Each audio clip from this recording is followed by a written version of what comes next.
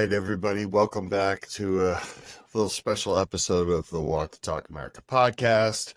I am joined by Kevin Berry, marketing expert for, I always like calling you the marketing expert for Walk the Talk America. The title changes. And today we're going to recap my visit to Utah to talk about the Stop the Stigma Together conference. It was the first of its kind. It was held in Salt Lake City, Utah at the American Grand Hotel. And I was co-presenting with Mental Health America on stigma that both the mental health and the firearms community face. This is the second time that Debbie and I, in our history in this field, have co-presented. The very first time was many years ago in Santa Fe, and that was a hit. And I had suspected this one was going to be too, and I'm happy to say that it really went well. It was a pretty cool conference to attend. What year was Santa Fe? Was that like 18, 19? Yeah, that was 19. And that was at a conference just on strictly mental health, and that was the first time we were presented together. It was kind of when we had our full-blown partnership, where we were let's just say things aren't the way they are now.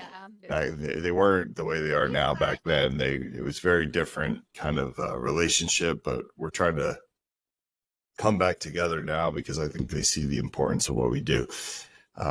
This conference was full of researchers. There was not as many mental health clinicians as I thought there would be, but just seemed like everybody worked in suicide prevention of some sort.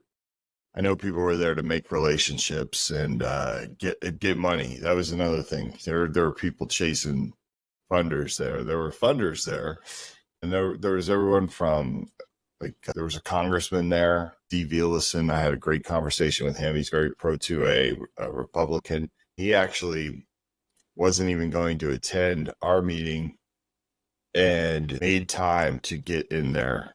And it was crazy because at the end, we kind of did the Q&A, and he took the microphone and was making a few points that I already made from the time that he wasn't in there.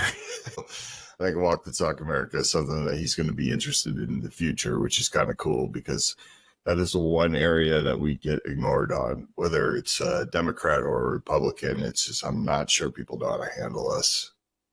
He loved everything I was talking about. That's cool. Yeah, I know you have a lot of kind of behind the scenes conversations that you can't always talk about with people that maybe are in government or stuff like that, trying to understand your point of view and your expertise. So it'll be interesting where that goes. How was kind of the setup? Was it you guys had 60 minutes, or did a presentation and then it was Q&A after? Yeah, we had an hour and a half, and we had a hard stop. And that was the funny part, is when Debbie and I were putting the presentation together, she was worried that we weren't going to fill the time.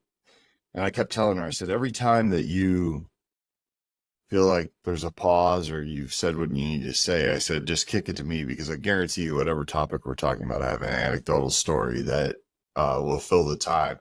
And sure enough, we went over our time.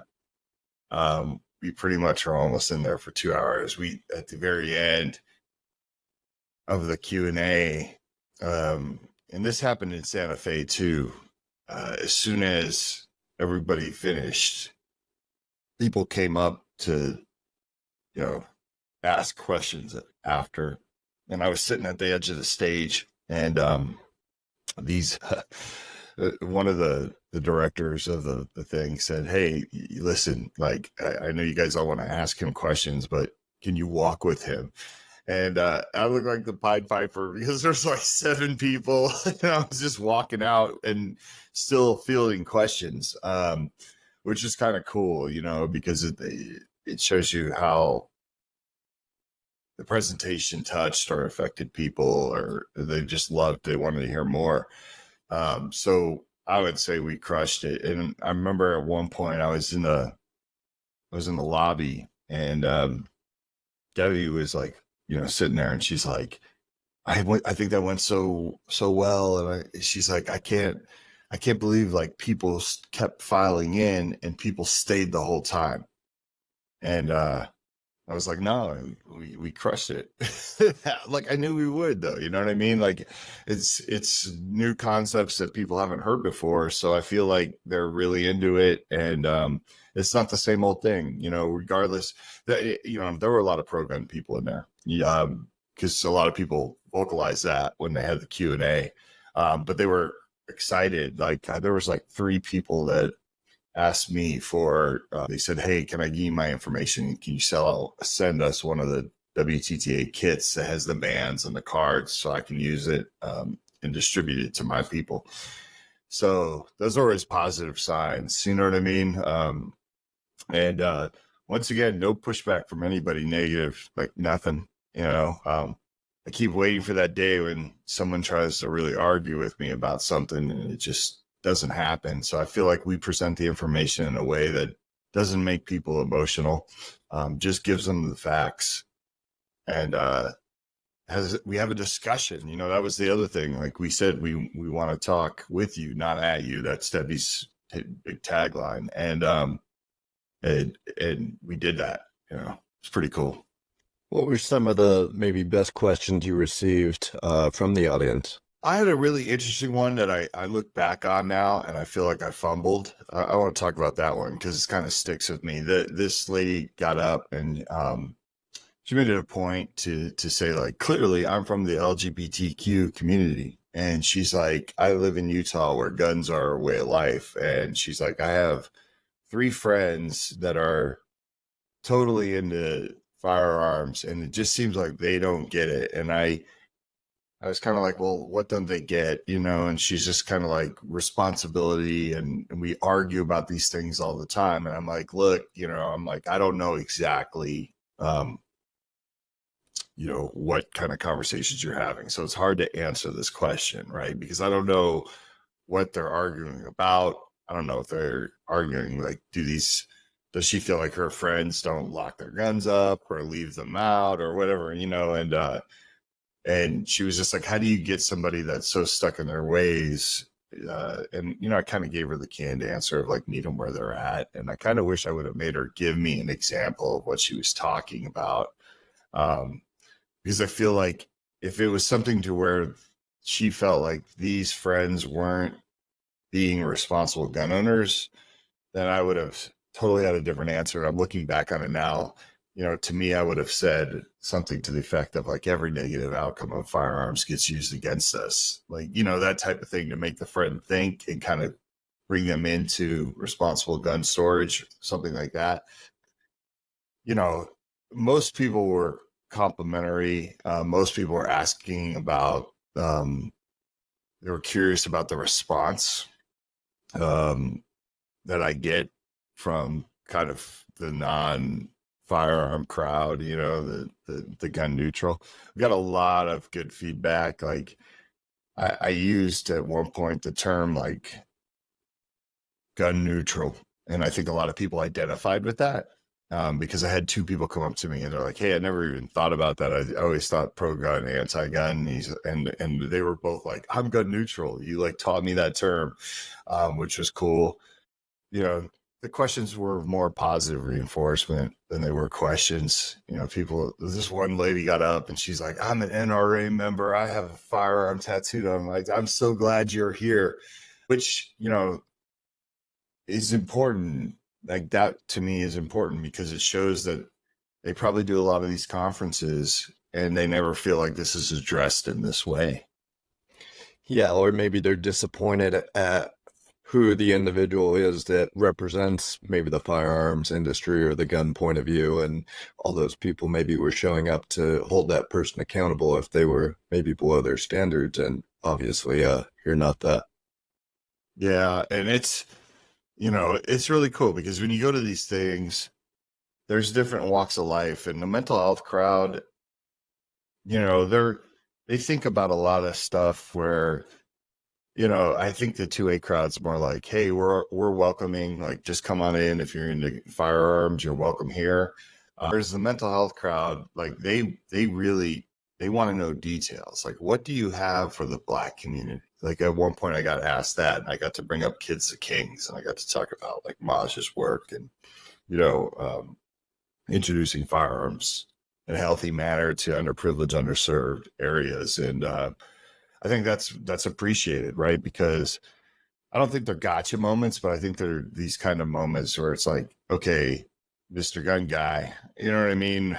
Even though I'm the gun guy, right? But Mr. Gun Guy, like, let's see if we can catch you, which is good because I believe in checks and balances. I believe that people are allowed to question things or say like, you're up there saying all the right things, but are you really, really well-rounded when it comes to what you're saying? And those opportunities, it's a chance to kind of expand on everything. And then it's also a chance to divide the whole gun violence number up into different categories and talk about like, hey, we do ourselves a disservice by, lumping it all together because it's not the same solution for every problem, which is cool.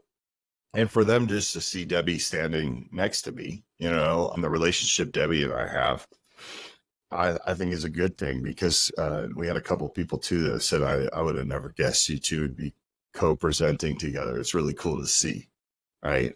Mental Health America and Walk the Talk America. I mean, for as many people in the firearms industry, I still have no idea who we are after 6 years.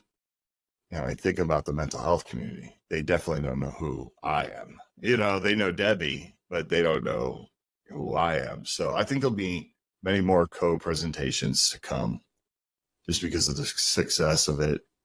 And, it's once again, like I said, the whole conference to me, it's everyone's trying to solidify their future. It was interesting though. There was a lot of academic people there. I had a couple of people approach me in a nice way that kind of pointed out, hey, like, did you ever think about this and what this could do to somebody if they take their screening? And I'm like, you need to talk to Debbie. I'm a mental health expert. I am not a mental health expert. I am from the firearms industry. I can only take the tools that are acceptable for us to use and resources and implement them through our channels. Like that's what we do, right? We facilitate. We help people, we educate people, but in terms of the science behind all that stuff, it was kind of interesting listening to them go back and forth. But the researcher's mind is very different than the typical person. I mean, they really analyze things. And, I got to use like some of my classic taglines, like, don't let data get in the way of saving a life. Like I love saying that to crowds because everyone's like, damn, I want to argue with him, but what he just said sounded. And I won't get as upset as others do when it comes to that because I kind of understand the game. And at one point, I was like talking to Debbie. This is before we went on. We were just like sitting there kind of pre-gaming, just making sure that we covered we were looking at the slideshow on the computer. And we got on the discussion about the Surgeon General. And I said, I kind of feel like it's a cash grab. Like if they declared a public health emergency, it's just researchers finding a way to get more money. And she didn't disagree with me. You know what I mean? But it was nice to have like these open conversations because, I know you and I had these discussions like when they declared it a public, health emergency. It's just like, that's also an opportunity, but obviously we're confident. We look at these numbers and we're like, these are opportunities for us to make cases for Walk the Talk America, right? And why we need to get this funded and move forward with this. Whereas everyone else just takes it as a personal attack in the 2A community. Like, oh, but it's like, really, people, come on. It doesn't matter how much more research they do. These numbers, everybody knows what the issues are. And it's not like we're going to discover anything new that's going to be used against us. They're just going to continue to do the same.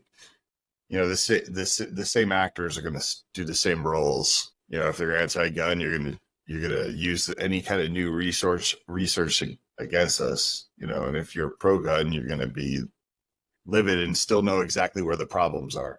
So to me, that doesn't bother me as much, but that was a hot topic there. Yeah. People kept asking me what I think, and nobody disagreed with me when I just rolled my eyes, and I was just like, we already know what the issues are.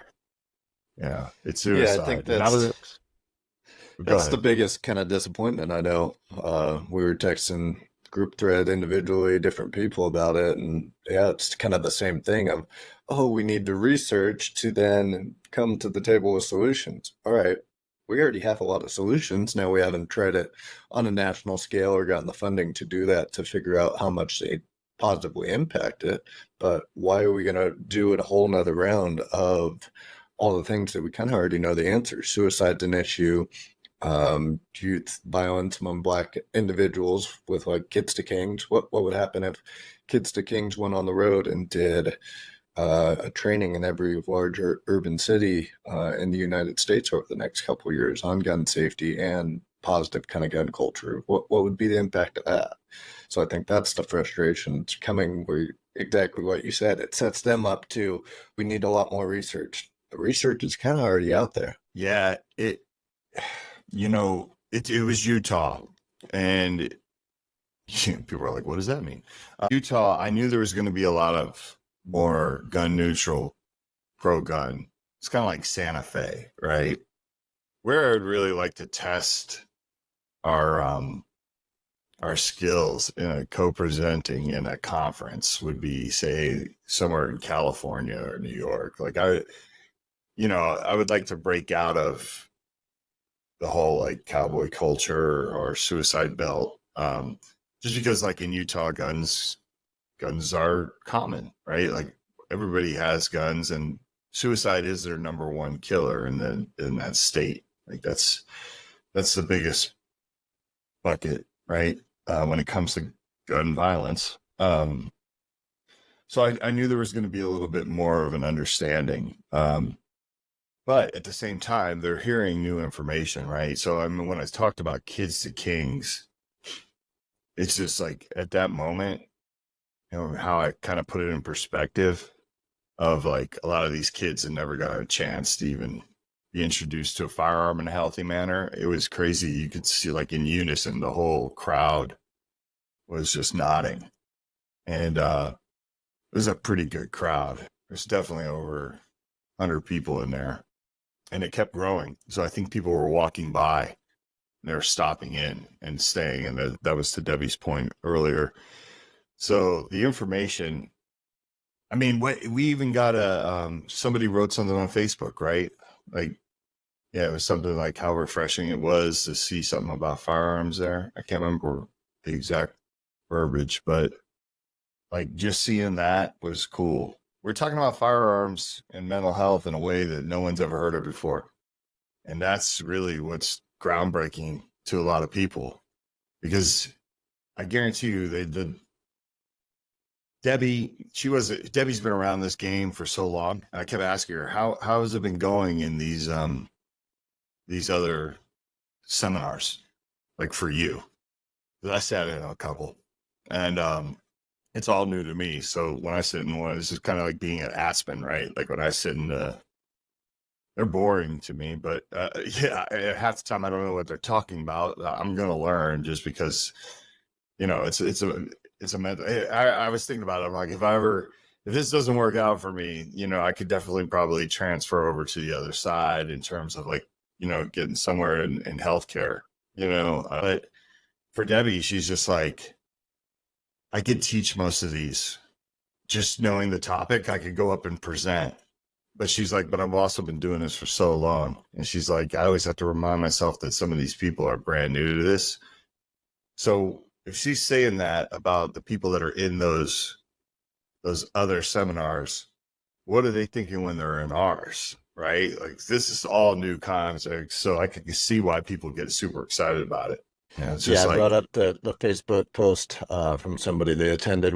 They said one amazing thing was an organization called Walk the Talk America that's bridging the conversation between gun ownership and suicide, and then citing suicide by firearm as the second leading cause 69 humans a day commit suicide by firearm, and for gun enthusiasts who vigorously support the Second Amendment but also struggles with suicidal ideation, it is a much needed conversation between what are usually opposing sides. Yeah, and I think I remember exactly who that lady was, because she, at the end of the Q&A, like, got up and said, I've battled with depression my whole life and substance abuse, and basically told a story about responsible firearms ownership. Like, her and her partner or husband have an understanding that they'll store guns safely if they ever hit crisis and stuff like that. So that really spoke to her, which is cool. But like I said, everybody in there,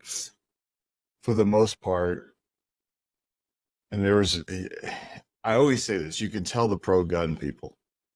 You can tell the pro-gun people because they are almost like nodding their head like they're at a rock concert. Or they're going like the pointing or the, so you could tell like they're hearing something that they're like, God, I didn't expect that. I was kind of waiting to hear about how we're irresponsible and we're villains. And we just, like, it's just a classic, I guess, mental health professional talking about gun safety and gun responsibility. So to me, it becomes a little bit easier because it's like, now I'm showing you what's going on. But where it really feels good, and I gotta be honest, is like the people that I couldn't even tell. And they had like a banquet after, we had a cocktail reception hour. Now, I don't know anybody there besides Debbie.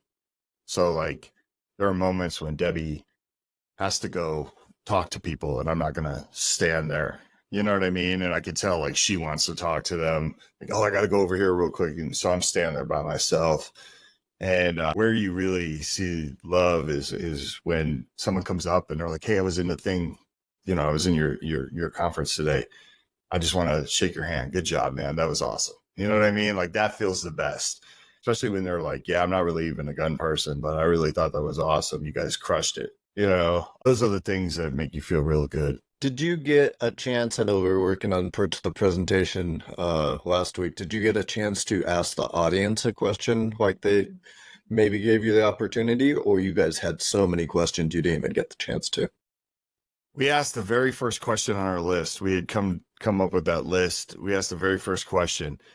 There was like one mental health clinician. The very first question was like, how do you talk to your clients about firearms? And this guy got up and actually, like, she kind of singled him out because everyone was kind of sitting there, I guess the question didn't really pertain to many people in the room, but he answered it perfectly. He was like, I meet my firearms owners where they're at. Like, he said all the right things. And then basically the floodgates opened and there was like 7 people that stood up that was like, had a question. So all of our questions got thrown out the window because we wouldn't have had time. Like I said, we definitely didn't have time because I got swarmed right after and I was just sitting on the stage, like kind of just, okay, you next, you know what I mean? Like, and then I was walking out and I was still fielding questions and I got into the lobby and I sat there for another 15 minutes fielding questions from people. So there was no time. It's kind of funny. We needed more time. We had a little counter and I could see it. So I didn't even get a chance to tell some of the stories that I wanted to tell. And if I did have to like crowbar something in real quick, like I'd have to be like, okay, Debbie, before you go to the next slide, I just want to tell this really fast story. But time flies when you're up there, like you hear like, oh, you have an hour and a half and you think, man, how are we going to fill the time? Between what we do together and the way we bounce off each other and play off each other, it's not a lot of time. Did you get the whole hour and 30 for your talk and then the questions extended it to 2 hours, or did they just kind of see the popularity of it and just kind of let loose and not play the music to get you guys off stage? Yeah, I think they kind of just saw the popularity of it and they just tried to push it. They were doing pretty good at like staying on track just because they had events and they had to get to stuff. And then there was that cocktail hour at 6:30. we went on at like 2:15. And then the next group that was presenting, it was funny, like they were setting up around like where I was at the stage. And I remember looking at the lady and she's like, hey, you do your thing. Like, we're setting up for ours. You know what I mean? So I think it was just all good. I hope to hear some feedback from the people that put the event on. I hope some people wrote in, just like that lady put that little testimonial on Facebook. I hope some people write in and say, like, that was really fascinating. You know, just like everything though, just like Walk Talk America is first of its kind. They've never seen that. And we're sitting there with Debbie and we were at the banquet and it was cool. We got to see Apollo Ono speak. He was the keynote speaker. Many people don't know who that was or is, but for me, it was back when the Olympics were important to most Americans and we were glued to our TV, and just hearing his story, because I never knew his story. I just knew he was a good speed skater. But his struggles with mental health and kind of like overcoming that and becoming an Olympian was really cool to listen to.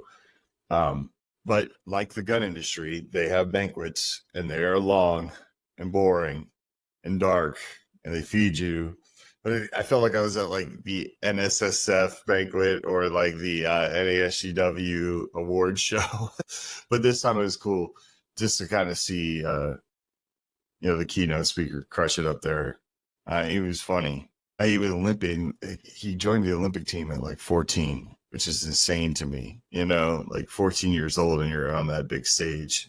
That's just wild. But we were sitting at the banquet and we were kind of talking about what had happened that day. And she's like, yeah, I'm going to go out and get us more money because we need to take this show on the road. More people need to know this exists and they need to see it. So hopefully she comes through with that.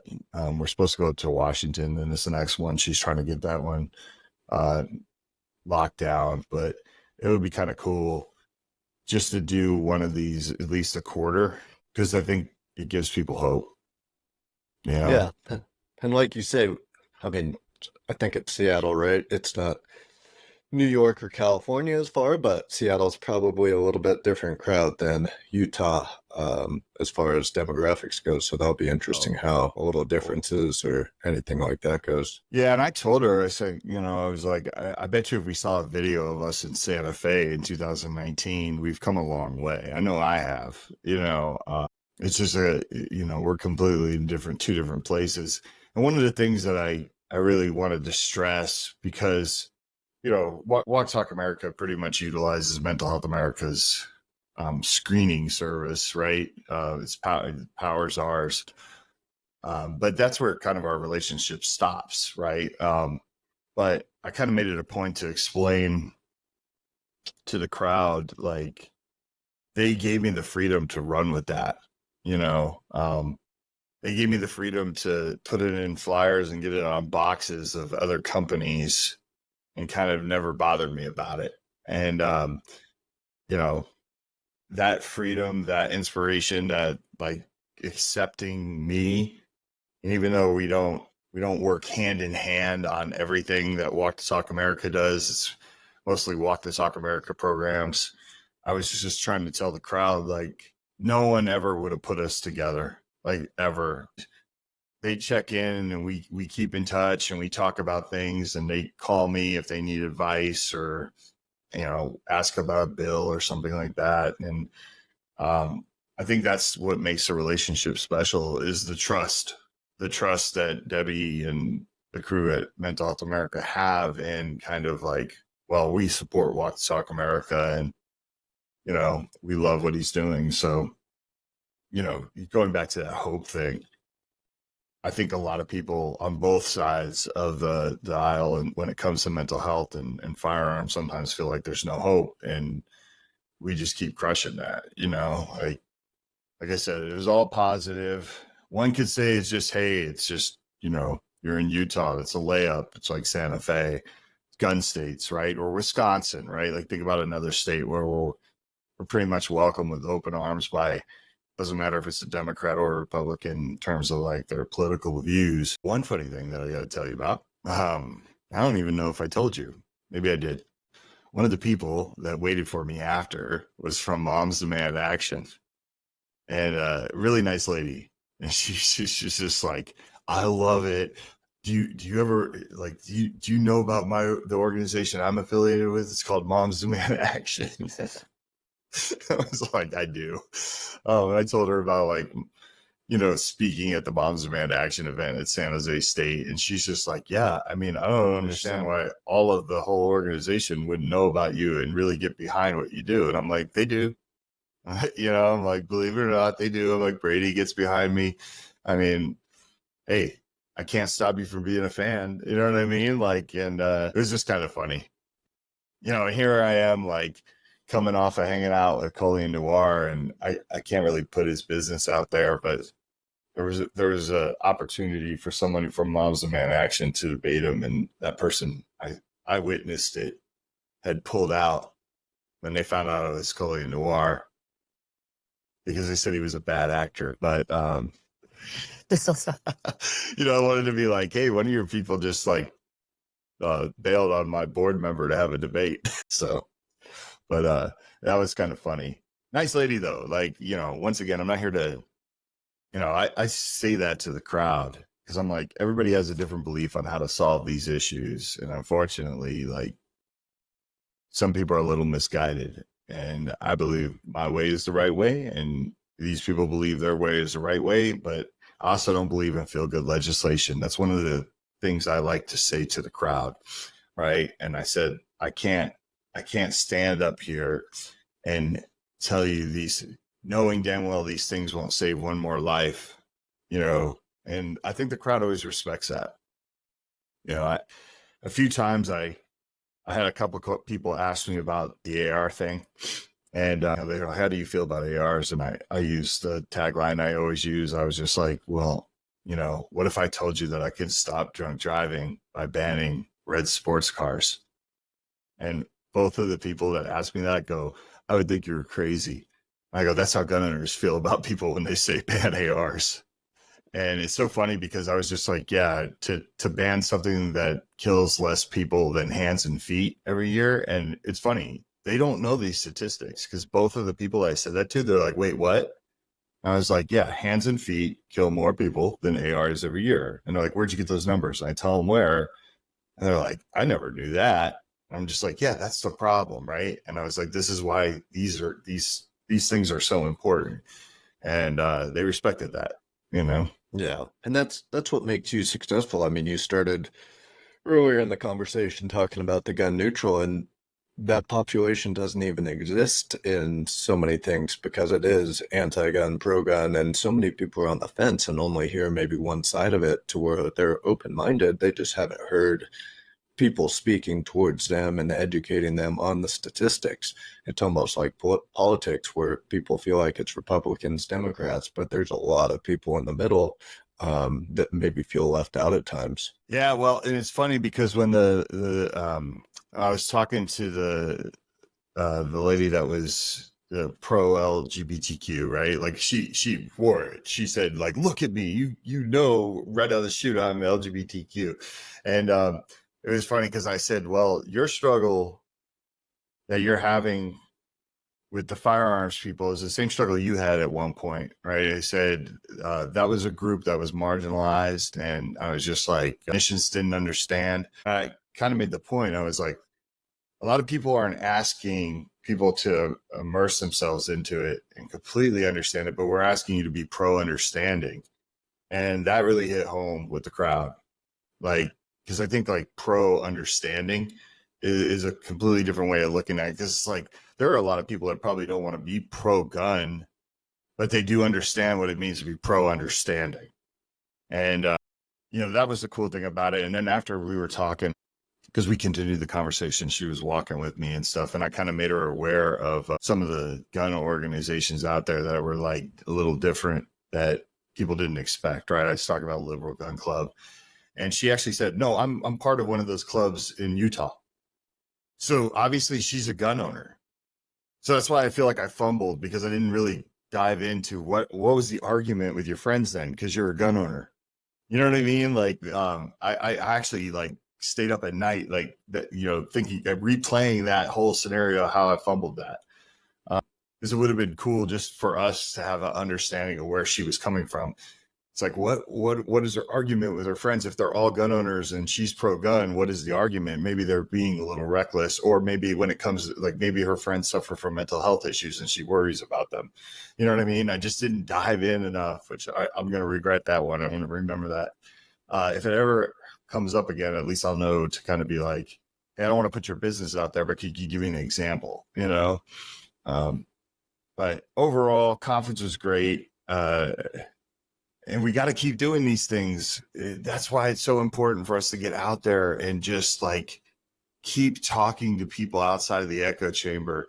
And if you can't do it, like and we can segue into this because I was on a podcast. I flew home. I gave blood. You're not the best scheduler. I'm trying to make myself look like a super. At one point, that was kind of a fun podcast because I really feel like I feel like we were filler. I was on there with Jay Hood from Walk Talk America. Those who are very familiar with Walk Talk America know Jay. He always accompanies me at SHOT Show. Great human being. Was one of the first people to hear me speak publicly about Walk Talk America.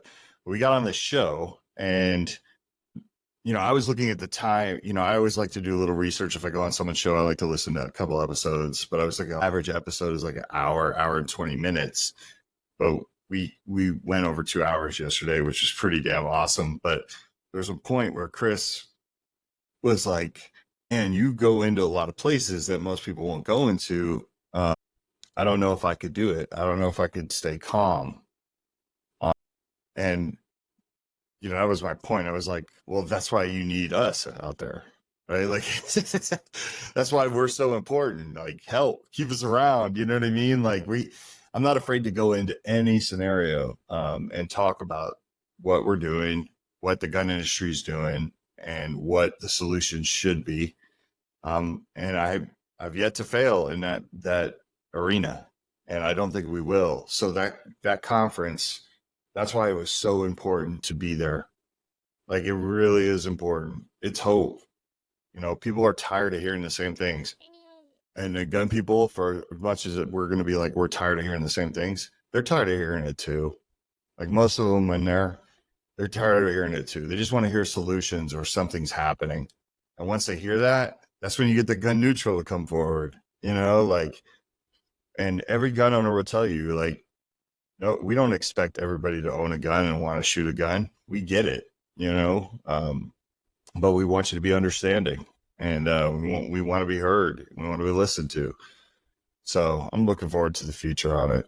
And those two conversations are almost very similar because how you got connected with the podcast was Jay sat next to one of them on a plane ride. I don't know where they were going, but kind of whatever they talked about, they were like, oh, you should come on. And then he said, you need to mic on with me. So it wasn't some big expectation. I don't know how much research they did into you, but you pleasantly surprised. And then that podcast went so long and that conversation went well. Maybe because they didn't expect it. Maybe it was, oh, this will just be a filler episode. This Jay is pretty cool. He sounds smart on the plane ride. And then it was so much more. Same with the kind of mental health or healthcare dominated summit.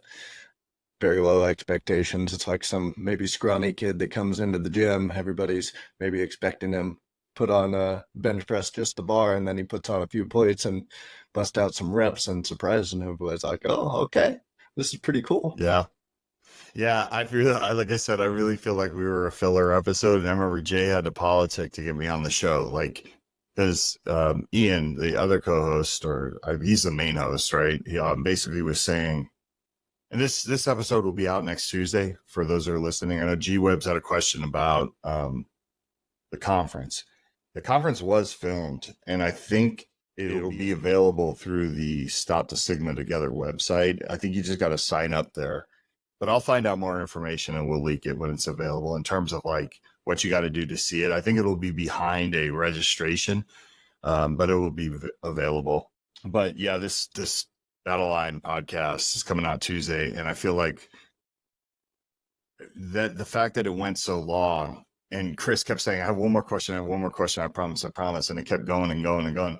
I love it, because it was just a great conversation. And it turns out that you'll laugh at this, Kevin, because I didn't tell you this. So I assumed, because Jay's from Denver, and when he was telling me about this guy, he said that they were on a plane together and they went to, so I just assumed he flew back to Denver after SHOT Show. And the host of the show was like, because I was like, we got off the plane in New York. And I'm like, wait a minute. You went from SHOT Show to New York, Jay? And it was kind of a running joke between the show because, Jay's mysterious. Jay doesn't even have social media. Because there came a question that Chris asked Jay. He goes like, hey, how do you deal with social media? And I just started laughing. I go, you just asked the wrong guy. I said, you have a unicorn on your show. He doesn't have social media, which is annoying at times, but it's so freeing for Jay, right? Like he just doesn't have Instagram, Facebook, Twitter. So I always have to send him. I assume he sees stuff and I have to remember he doesn't see it. He's siloed. But anyway, so I said, why were you in New York City? What were you doing there? And why didn't you tell me? We're boys. And he's just like, I don't know. He's just like, I went to go see Andre 3000. And the host knew, because I guess he was, they were on a plane talking. Ian's like, yeah, how was it? It was like his flute jazz concert, right? And he was like, it was crazy. I'm like, you went to see Andre 3000 and we spent a week together and we didn't have that discussion?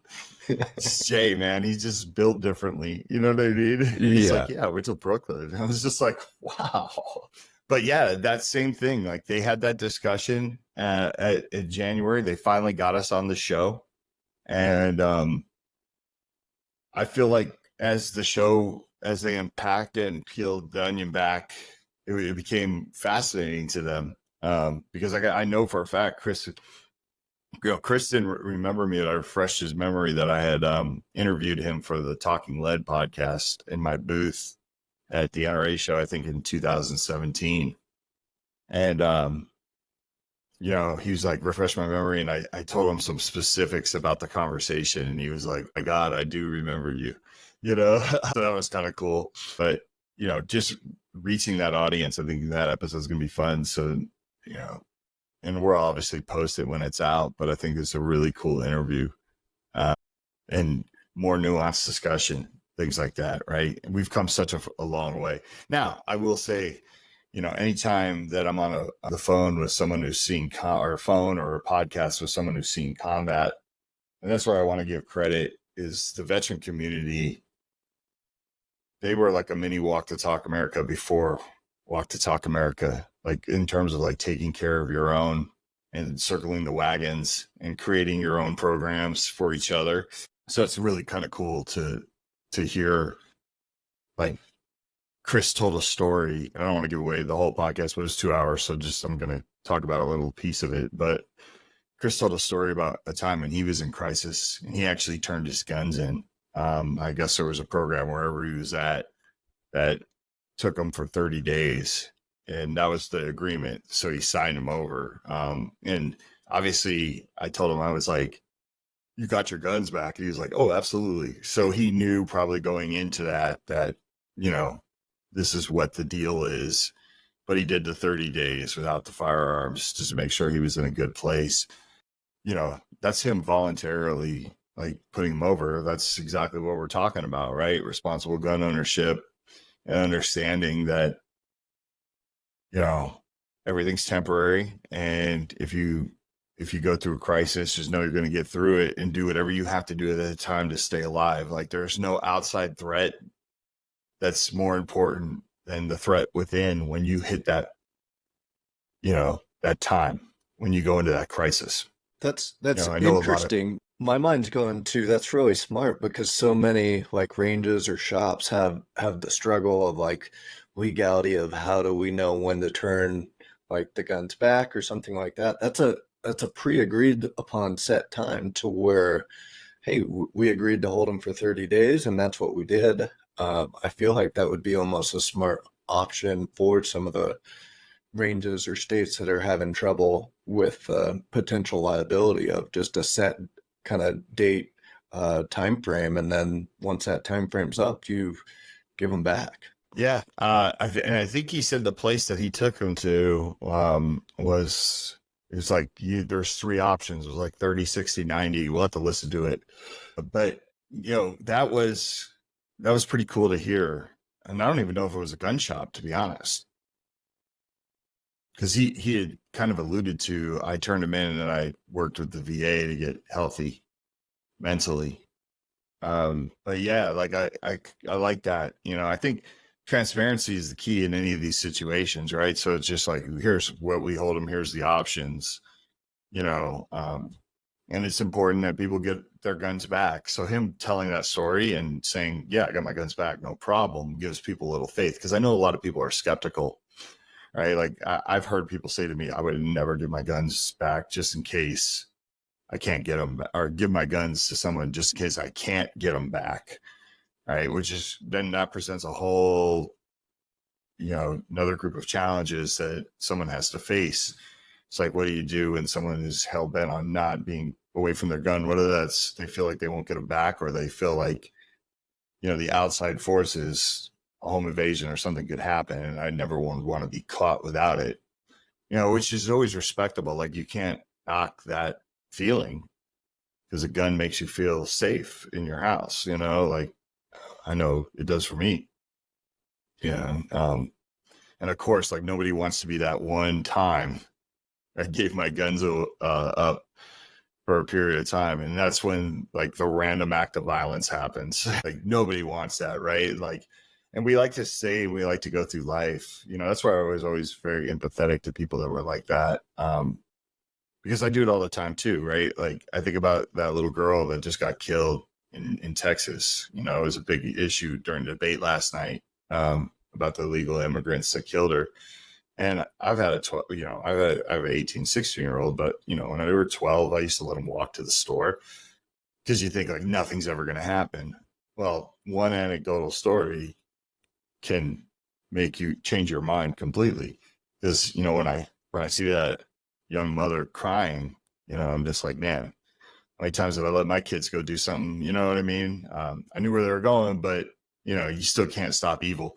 So I get it when people don't want to give them up. I really do. But it's just like, damn, knowing that people, most likely aren't going to have that home invasion. Now, there's certain demographic areas, right, where you could probably make a case like the firearm is more important. We could split hairs all day. But, this is someone who's just like, ISIS is kicking down the door. I got to be ready. And it's like, yeah, you're not in a good way. Like, you need to have a plan for this. But that was the other thing, like, kind of cool about the conference, was being able to share the mental health plan. A lot of people respected that. Once again, I saw a lot of, like, light bulbs going off over people's heads. Like, oh, I never even thought about that. You know what I mean? Just to have that frank discussion and just say, like, your gun ownership should come with a suicide prevention plan. Utah is a forward-thinking state, though. Like that guy Steve that I was talking about earlier, the congressman, he was sending me some PSAs that Utah's done for staying mentally healthy in firearms.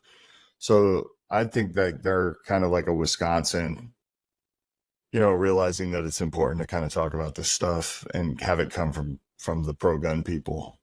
Yeah, it's cool to see. So that was nice to see. The different states kind of get behind, all right, let's try to do something, try different things, like Louisiana with TAPS, where they were able to make some positive legislation for guns, and seems like Utah has some good things. For those curious, Walk the Talk's fine-tuning kind of a mental health plan kind of guide ourselves, kind of getting some outside thoughts and feedback, but that'll be available soon too. Yeah, 100%. I know probably G-Webs is listening. I definitely got to send it to you, G-Webs. Like, I think you'd be good to put eyes on it, and give your initial thoughts. But yeah, we got to get that out there, just because that's just, every time I talk about that in a public space, people just, doesn't matter who they are. They just love it.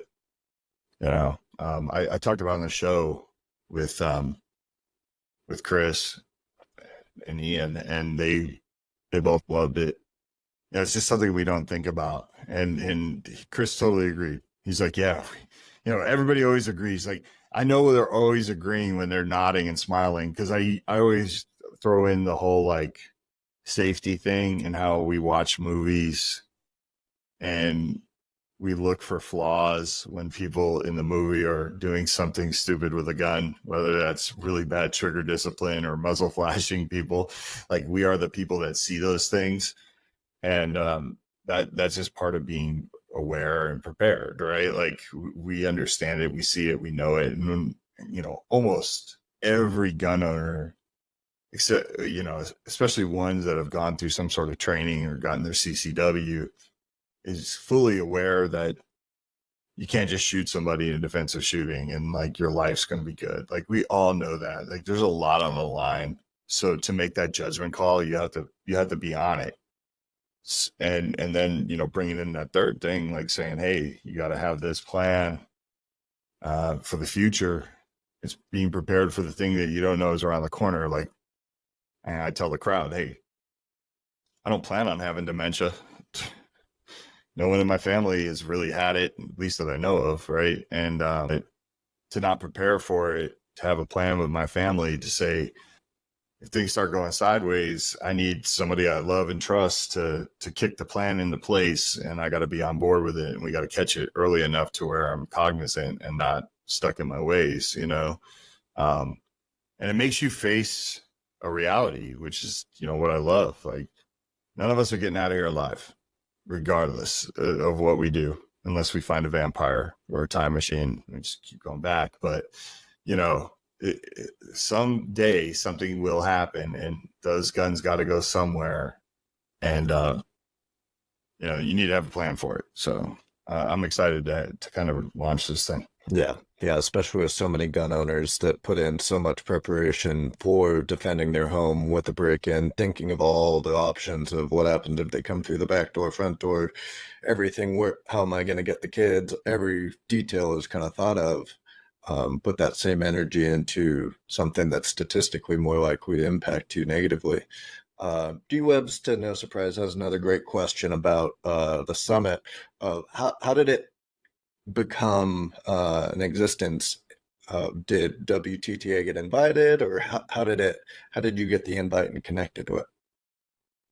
So it was put on by the Huntsman family, which I guess is a big family out of Utah with a lot of money. And the very first of its kind. So this was an experiment, I think. And it looked like it was super well attended. I don't know the attendance numbers, but everything that I've been told, like, expectation levels were met. I got invited through Mental Health America. Mental Health America submitted a proposal to be part of one of the sessions. So I didn't come up on their radar. I came up through Debbie and Mental Health America pulling me through. I'm going to be honest with you. I think that people are realizing Mental Health America is a huge organization, and they're constantly politicking for money, and they're constantly politicking for, everyone in this space is fighting for money, just like Hold My Guns, just like Walk Talk America, just like NSSF, right? Like, we're always looking for support. And in my opinion, I think this is a topic that appeals to both sides of the aisle. And I think Mental Health America recognized that. And there's a need.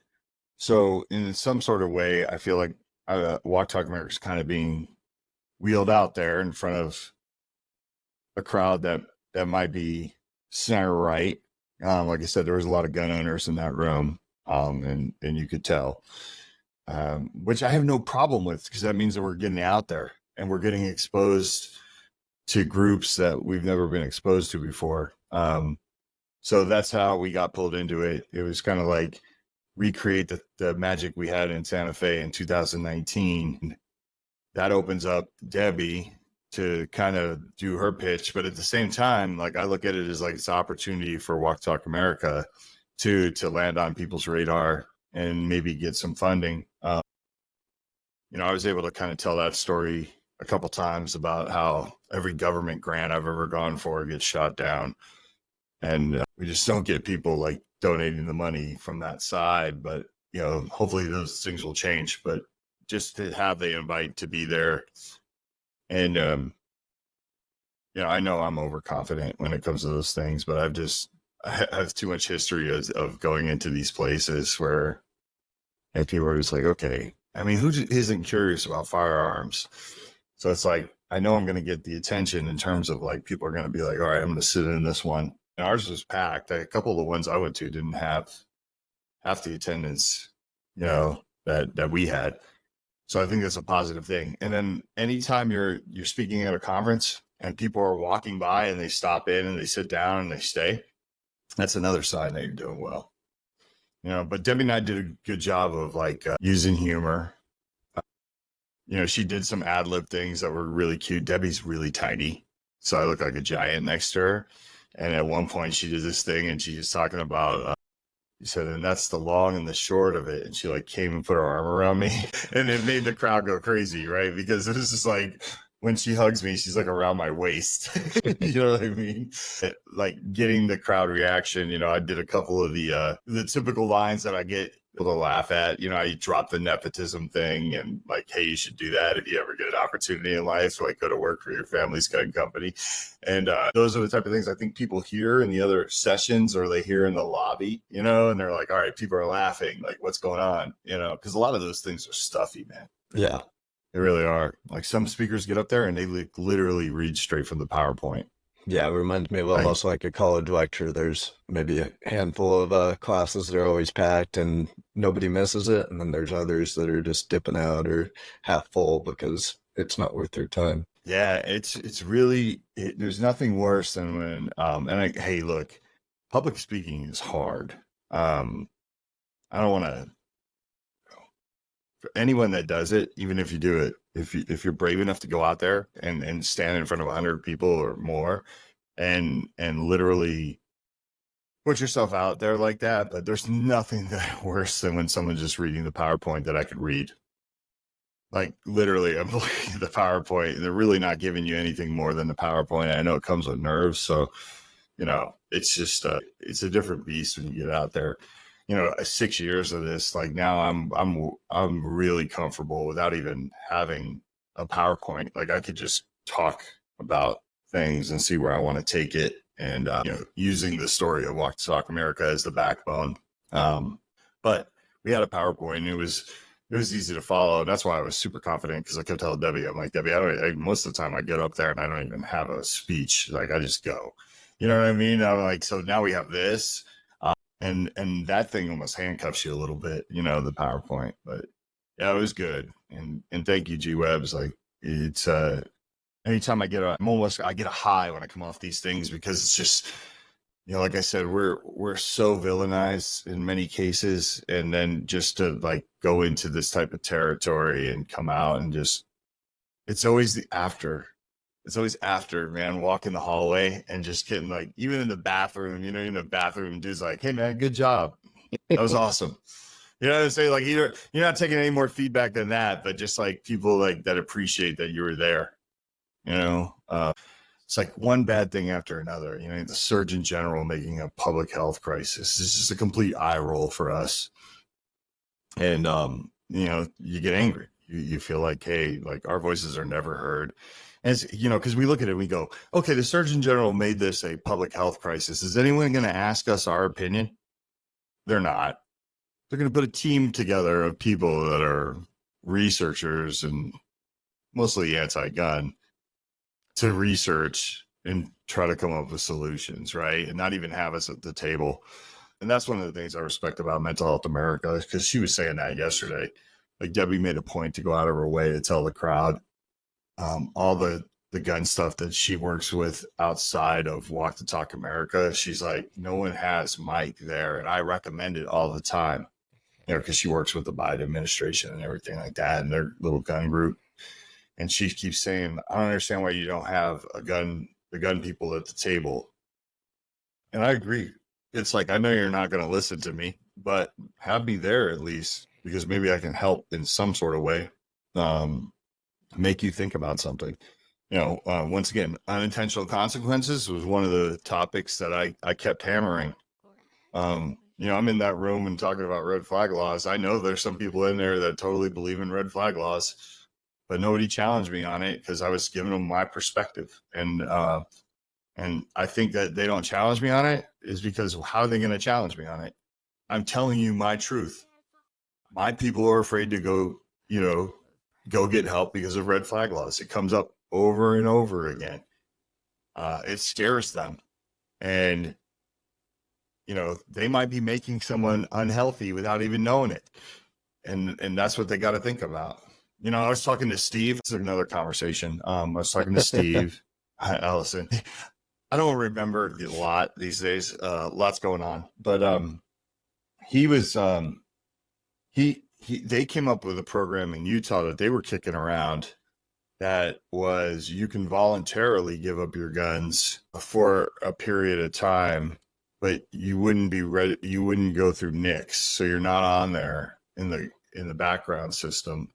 And of course they got a lot of pushback from it, but it was kind of interesting, it's kind of like what Chris was talking about. Like there's so many parallels, so it's a system that's Utah based. It's still a list, right? Which a lot of people are like, no go. Like, I don't want that, right? But there would be some people that would use that as long as they knew that they weren't going to get punished for it. So it's like I said, it's almost like you're red flagging yourself. And he's like, yeah, you are, but it's not a red flag per se. It's not a permanent marker on you, but I always think those are the nuanced conversations that we got to have. And, if someone were to ask me about that, I'd be like, hey, if you had that and it was a volunteer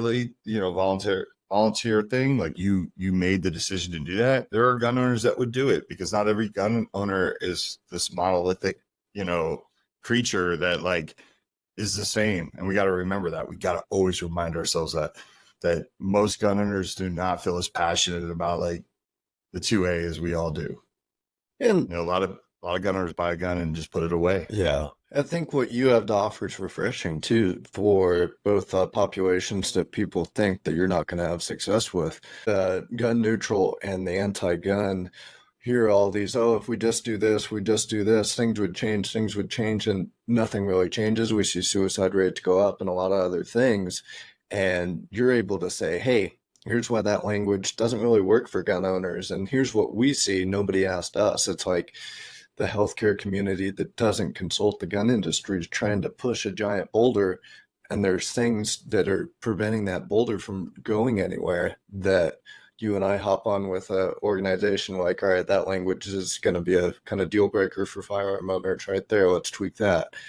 Just little adjustments that they wouldn't have any idea of because they're not firearm owners or in part of the gun industry. And you provide little tweaks and adjustments that offer solutions that give people hope no matter where they sit on the conversation. Yeah, no, I appreciate that.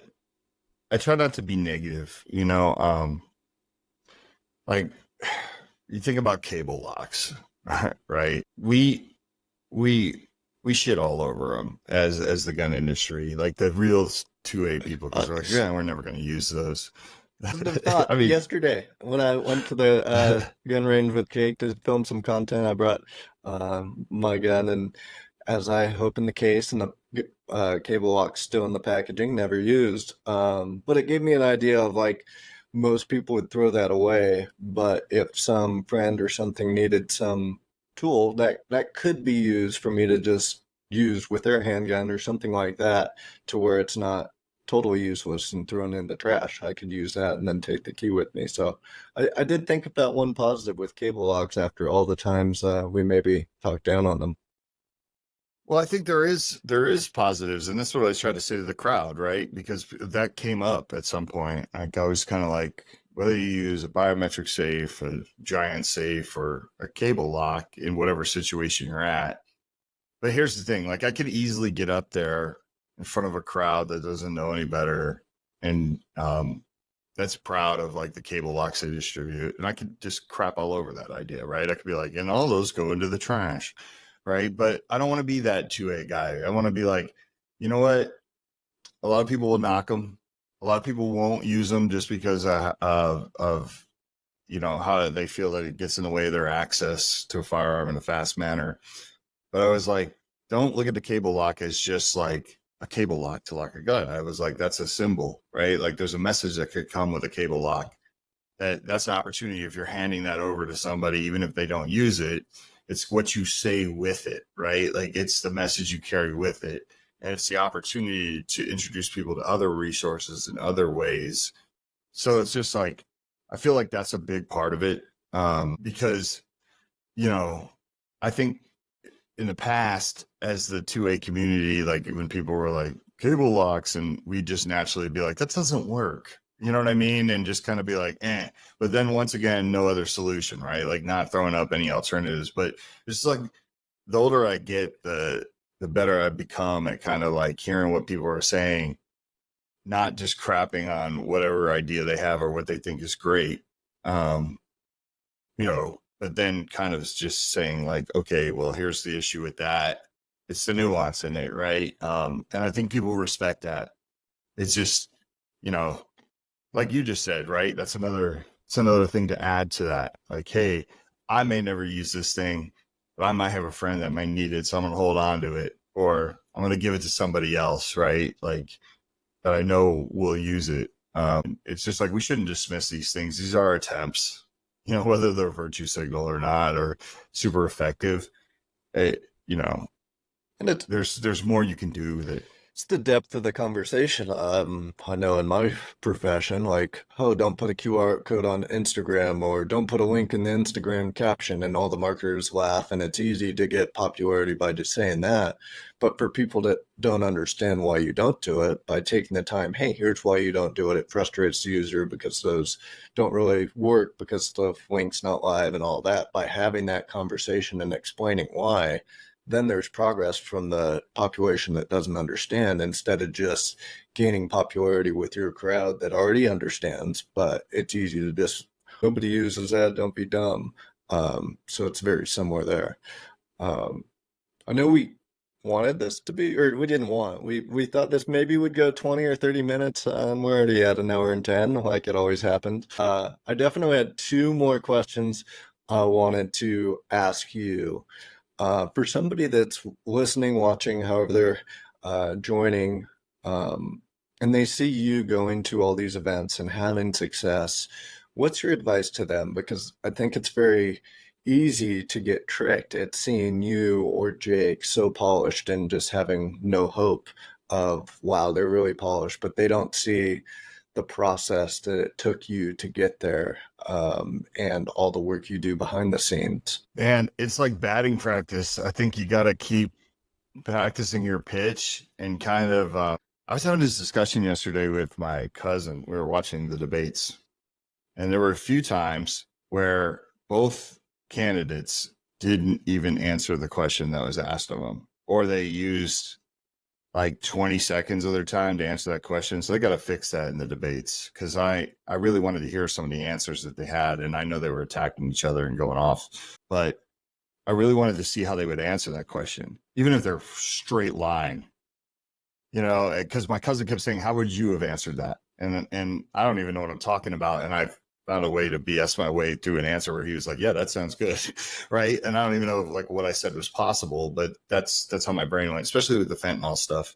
But it's just practice. It's just getting out there, and kind of owning your craft, and like thinking about all the different ways that you can get tripped up. Right. But the one thing is emotional intelligence. I think you have to like disarm people. That'd be the first thing. Like, find common ground in how you're talking, to where people aren't like bowed up, or, oh, here comes just another gun person just saying the same old talking points, because that's what we think about them sometimes, right? Like, oh, they're going to say the same talking points. But I think it just comes with batting practice, which is getting in the cage every day and swinging away, and like literally just like perfecting it, and then memorizing what you're going to say. Like, you know, especially if you tell anecdotal stories, like those are great ways to kind of connect to the audience. And that's really what you got to do. You got to keep trying. I mean, I've had days where I was off, but it's like I was just sleepy or something. And sometimes when I do a presentation to the East Coast, and they're like, we kick off at 8:30 in the morning. And I'm like, it's 5:30 here. I'm just not going to be the same person I am when I'm like energized and had time to have coffee and think and things like that. But you just got to get out there and try and fail, and don't be afraid to fail. Like I look back on it now, my biggest failure was speaking at at Capitol Hill, like on the lawn, just because I was not prepared for the way that the crowd turned on me. But I should have known that. You know what I mean? And I should have been comfortable where I didn't hit the panic button and jump to the end of the speech, have to circle back. You know what I mean? That you got to just put yourself out there. And if you truly believe in what you're saying, then it's all good. Oh, that was talking with Collins last week. Colleen Noir was out in Vegas, just kind of blowing off some steam. But we were kind of talking about how could you, I had made the comment that the same one kind of Maj had made about like, hey, I could cross over to the other side and I'd be an asset. Because I know the blind spots, I know the weak spots of the firearms industry. And we were both saying like, yeah, it'd be interesting to see what that number is where you'd have to sit down and take that meeting. And we both agreed like we could never do it. Right. And like Collins asked me like, why couldn't you do it? And I said, because in the end, like, I know I wouldn't be saving lives. Like no matter what I was getting paid to say, I wouldn't be saving lives. I would be doing a disservice to everything I do. I think I'd rather just want to take the Jake line and figure out some other profession for me, another way to make money. But that's believing in what you do and believing in what you say. If you truly believe in what you say, then as long as you prepare for the gotcha moments, or you prepare for the guy looking at you sideways, or the lady who's just angry, doesn't want to see people die, and doesn't know how to talk about this. So our only way is restriction or that. Like, once you're comfortable, like being like, why are you so mad? Relax. You know what I mean? Then you're good. And I appreciate people that know that they can't do it. Right. Like when I don't believe them, but like Chris yesterday on the podcast was just like, I could never do it. And it's like, sure you could, dude. You're personable. Like you get it. You've been there. You know what I mean? Like, you know the answers to all these questions. You know what won't work. Yeah. It's almost, maybe you just got to get I couldn't do it today of being in that crowd and not getting emotional, but not that they could never do it if they dedicated a little time to practice and go out and fail. Yeah. There's a story that I don't really share this too often. There's some people that know it. There's some people that know it because I tried to get them to do it and they said, hell no. But after Sandy Hook, I got contacted by Pierce Morgan. Is Pierce Morgan? Is it the English guy? Sounds right. Yeah, I think it's Pierce Morgan. I think his name's Pierce Morgan. He had a show. It was like on CNN or something. I think Piers Morgan. Yeah, you were close.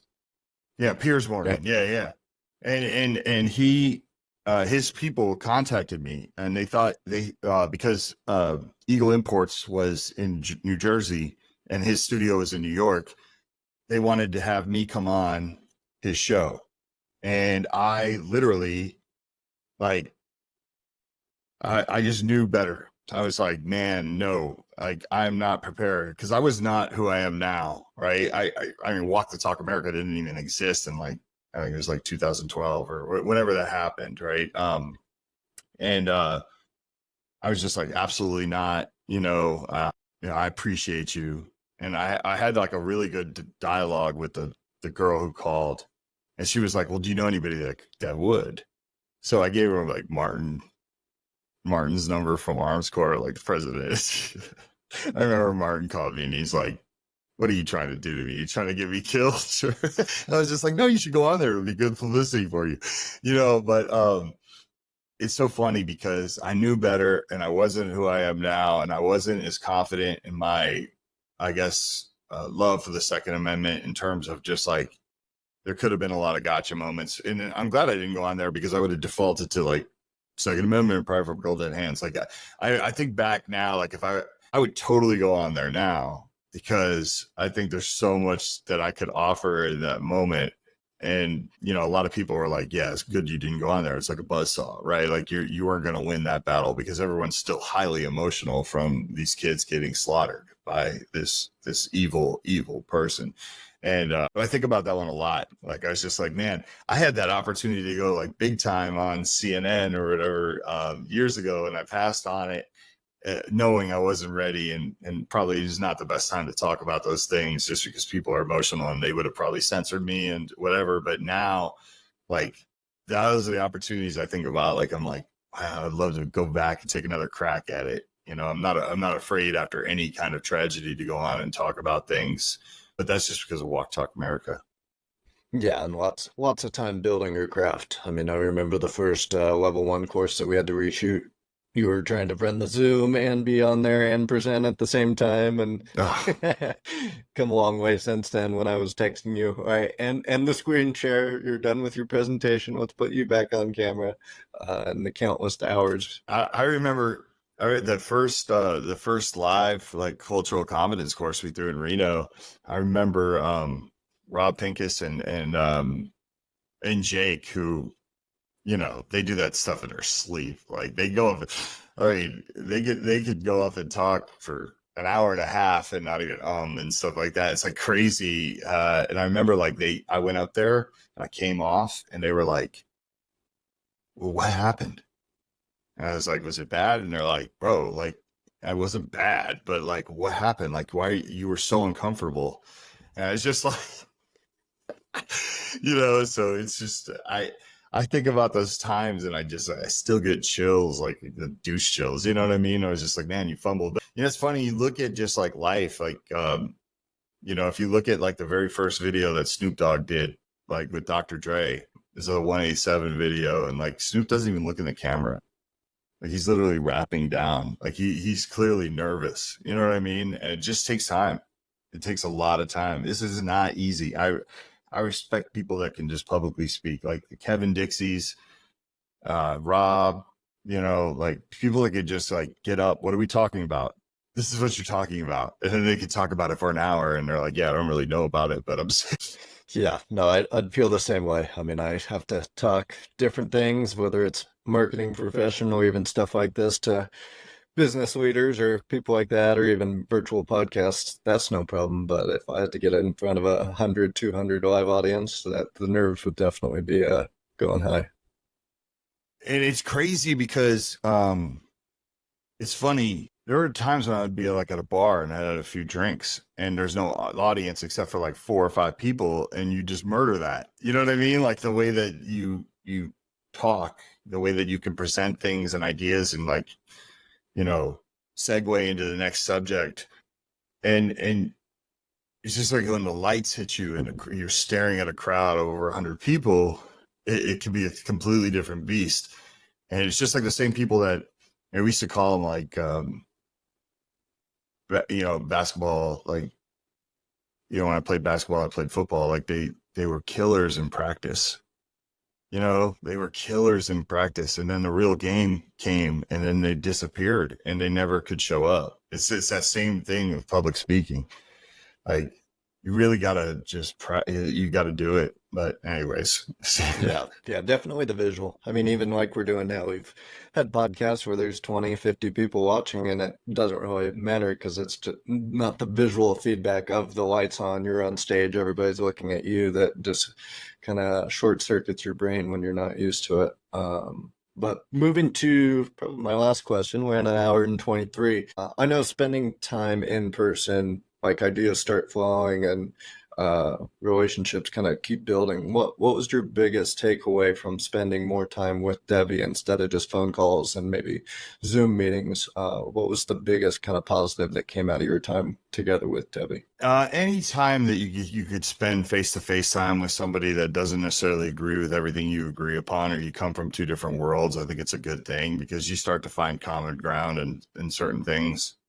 So like, you know, sitting with Debbie and listening to her, you know, we're both from the East Coast. She's from Philly. I'm from Jersey. You know, we have a lot of common there. I think the biggest takeaway is like you kind of learn to appreciate other people's views on things. And Debbie and I have some like great conversations. I kind of wish were being filmed.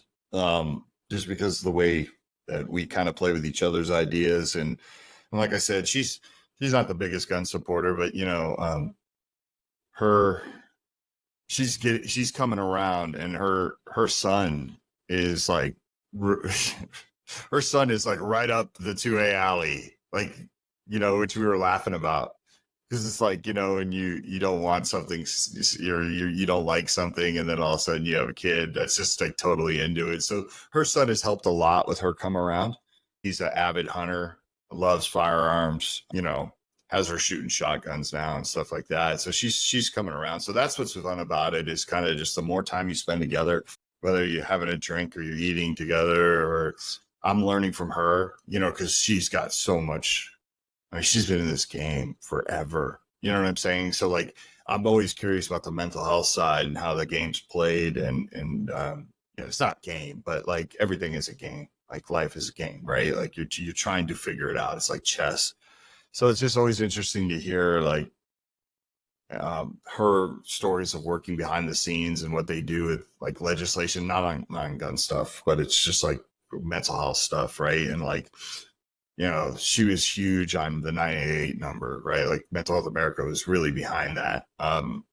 It's how they get that stuff accomplished. And it's just like, it's something the gun industry doesn't have, is people like Debbie. I always say the gun industry, and I use this example, and it's probably not the best example, because the example I'm going to use, they're villains, but the gun industry needs a 7. If anybody watches The Boys is a show about superheroes, right? It's on Amazon. And in The Boys, there's a group of superheroes that's the 7, and they're generally shady, but they also have the public believing that they're out there doing work in the public and saving lives and things like that. But I really feel like the gun industry needs a 7. It needs a group of people that are out at all these events and are known as, hey, that's the firearms industry people. And that 7 should have nothing to do with the NRA. It needs to be other groups.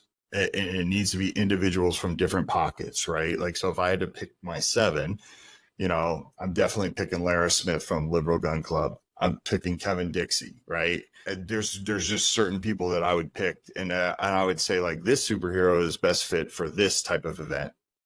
And it's really building bridges and making contacts with people, and I feel like we lack that. And it's necessary, man.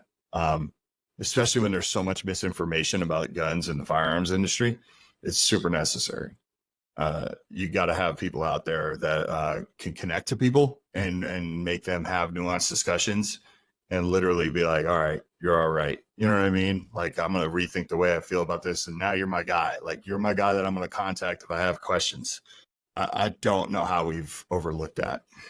It's beyond me. And it doesn't always have to be like a pry from my cold dead hands 40-year-old white guy. Hey, take me out of it. Right? Like, maybe I hit the stereotype, but there's a way that we can do this and gain traction. And like I said, my goal to go into those things is to change everybody's mind. Like, I feel like I'm going to be the one that changes you off, gets you off of your red flag law belief. And if I don't get you off the belief totally, I'm going to point out all the flaws and make you change it for the better.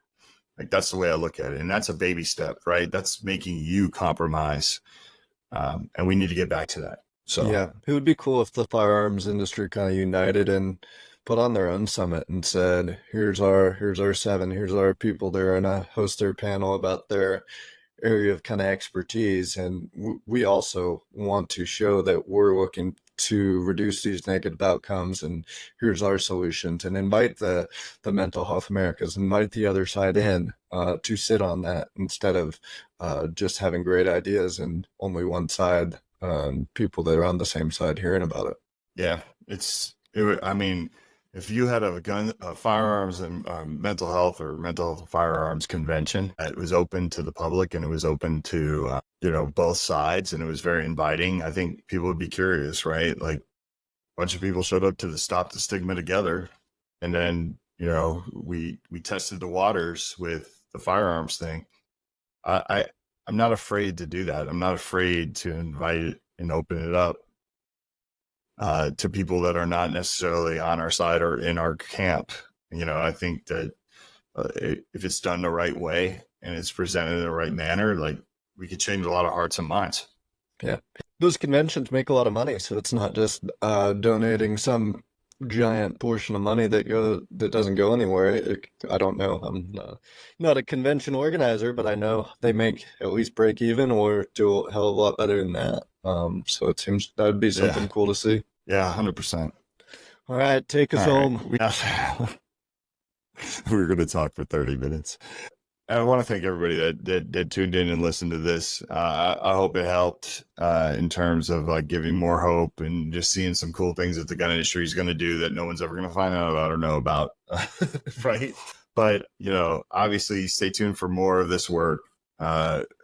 We look forward to it. This is going to be fun. This is going to be a fun year, especially with some of the things that happen or some of the things that like we have queued up actually break, which is going to be cool. But as always, we want to thank our sponsors. We want to thank the Rugers. We want to thank NASGW, the Lipsies, Davidsons, everybody that helps make this work, especially the people that have been loyal fans to this and have tuned in. G-Webs, you're always here, man. I got to shout you out. I'm definitely going to get that mental health plan to you. But thanks, and till next time.